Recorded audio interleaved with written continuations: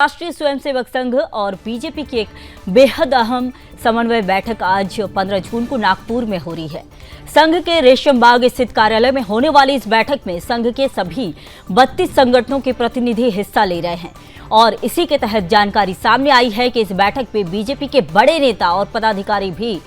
शामिल हैं। इस बीच मुख्यमंत्री देवेंद्र फडणवीस और राजस्व मंत्री चंद्रशेखर बावनकुले इस बैठक के लिए संघ के रेशम बाग स्थित कार्यालय पहुंच चुके हैं। विश्वसनीय सूत्रों की अगर माने तो एक दिन चलने वाली इस बैठक में खुद मुख्यमंत्री देवेंद्र फडणवीस हिस्सा ले रहे हैं। अब तक पहुंचने वाले विधायकों और मंत्रियों में राजू तोड़साम, मंत्री पंकज भोयर, विधायक संजय कुटे, किशोर जोरगेवार, विधायक मुनगंटीवार, विधायक समीर कुनावार और कई अन्य सांसद और विधायक मौजूद हैं। तो इसी खबर पर और अधिक जानकारी के साथ हम मेरी सहयोगी स्नेहल जुड़ चुकी हैं। स्नेहल, बताइए कि इस बैठक का उद्देश्य क्या है? बिल्कुल संगीता, हम बताना चाहेंगे कि पूरा जो इस समय स्थानीय निकाय जो अभी आने वाली है, सभी जो हर बार हम देखते हैं जब भी इलेक्शन होता है, इलेक्शन के पहले पूरे 32 जो परिवार के जो अलग अलग आयाम है उन सभी की एक बड़ी समन्वय बैठक का आयोजन राष्ट्रीय स्वयंसेवक संघ नागपुर के कार्यालय में होती है। संघ की जो ये कार्यकारिणी की ये पद्धति है, इस कार्य पद्धति में समन्वय बैठक बहुत अहम भूमिका में होती है, क्योंकि ये राष्ट्रीय स्तर पर और ग्रामीण स्तर पर भी होती है। लेकिन जब भी कोई इलेक्शन होता है उस समय इस जो समन्वय बैठक की विशेष रूप जो है वो सामने आता है। इसमें 32 अलग अलग जो आयाम है उनके सभी जो मुख्य जो व्यक्ति है, उन्हें पदाधिकारी है, उन्हें जो है आमंत्रित किया जाता है। उसके बाद एक विचार के साथ आने वाले जो इलेक्शन होते हैं उस इलेक्शन की रूपरेखा निर्धारित की जाती है। आज भी अभी स्थानीय निकाय के चुनाव जो है वो आने वाले हैं, उसकी रूपरेखा सरकार की ओर से जो है वो क्लियर हो चुकी है। ऐसे में संघ के आयाम के माध्यम से भी संघ द्वारा भी जो कार्य किया जाएगा या फिर जो भारतीय जनता पार्टी का जो विचार होगा इस इलेक्शन को लेकर, उसको अभी पूरे समन्वय के साथ सभी के सामने रखा जाएगा ताकि इलेक्शन के समय वो पूर्ण तरीके से कारगर साबित हो। हमने देखा इसके पहले विधान परिषद या विधानसभा के सामने भी किस तरीके से ये बैठक हुई थी और विधान सभा में जो हमने देखा कि जिस तरीके से जीत जो है वो भारतीय जनता पार्टी की हुई है, उसके पीछे कहा जाता है कि रूट लेवल पर आरएसएस का काम करना ही था। और अभी भी जो इलेक्शन है जिसमें सबसे महत्वपूर्ण मुंबई महानगर पालिका नगर निगम हो,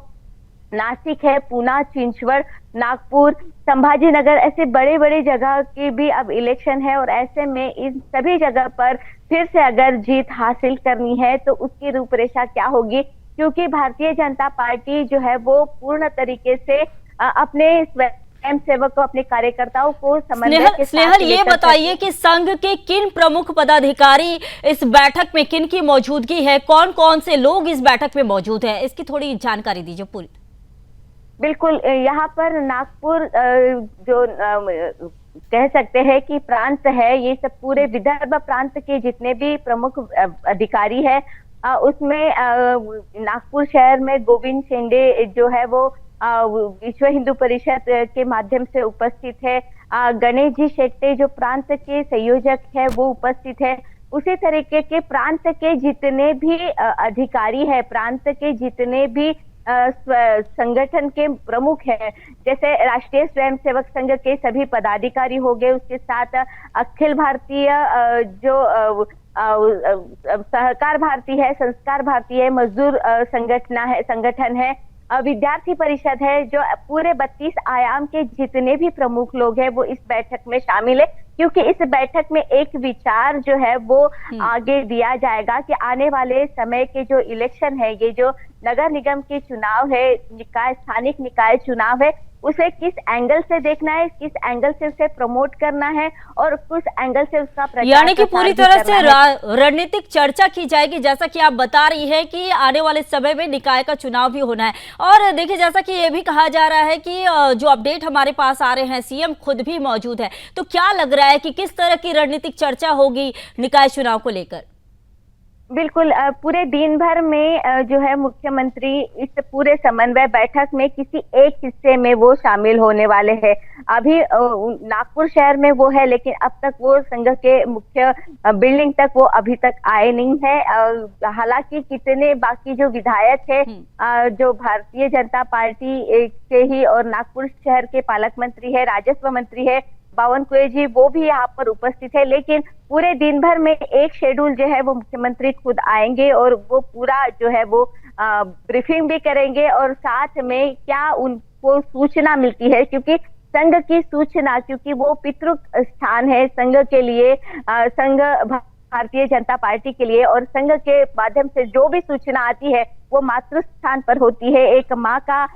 या पिता का जो एंगल होता है बताने का, तो वही ग्राउंड पर काम करने वाले जितने भी स्वयंसेवक है उनके माध्यम से जो भी बातें आती है और उस बातों को का एक निकाय बनाकर ही इस समन्वय बैठक में जो है बताया जाता है। ऐसे में आज के दिन भर में महाराष्ट्र के मुख्यमंत्री देवेंद्र फडणवीस एक शेड्यूल में उपस्थित रहेंगे। स्नेहल, ये बताइए कि जैसा कि महाराष्ट्र में अभी बीजेपी की ही सरकार है, लेकिन आने वाले समय में जो निकाय चुनाव है ये बीजेपी के लिए कितना महत्वपूर्ण है? बिल्कुल, बहुत ही ज्यादा महत्वपूर्ण है, क्योंकि सत्ता की शुरुआत जो होती है या फिर विकास की शुरुआत अगर हमें करनी है, विकास अगर करना है, तो विकास के लिए स्थानीय लोगों की सहमति, स्थानीय लोगों की उपस्थिति बहुत जरूरी होती है। ऐसे में ये स्थानीय लोगों के चुनाव है, नगर निगम के चुनाव है, यहाँ पर जो पार्षद होता है उस पार्षद की भी भूमिका सबसे ज्यादा महत्वपूर्ण होती है। ऐसे में नगर परिषद हो, नगर पंचायत हो, सरपंच जिस तरीके से महत्वपूर्ण ग्रामीण के लिए होता है, वैसे ही शहरों के लिए भी जो पार्षद होता है वो बहुत ही ज्यादा महत्वपूर्ण होता है। इसी दृष्टिकोण को लेकर अगर हम विकास की बात करें, क्योंकि अल्टीमेटली भारतीय जनता पार्टी विकास की राजनीति करता है, और इसमें इस समय भी हमने देखा है कि अब नगर निगम के चुनाव के हिसाब से भी रणनीति बन चुकी है। जो भी विकास कार्य उन्होंने गत 11 वर्ष में किए हैं उसके अब उसका प्रोपोगंडा जो है या उसका जो बात है जो सामान्य जनता तक पूरे जो है सूचना जानी चाहिए, सूची जानी चाहिए, और साथ में जितने भी कार्य केंद्र में हुए हैं, राज्य में हुए हैं, वो स्थानीय लोगों तक ठीक है स्नेहल जी, बहुत बहुत धन्यवाद, आपने पूरी जानकारी दी।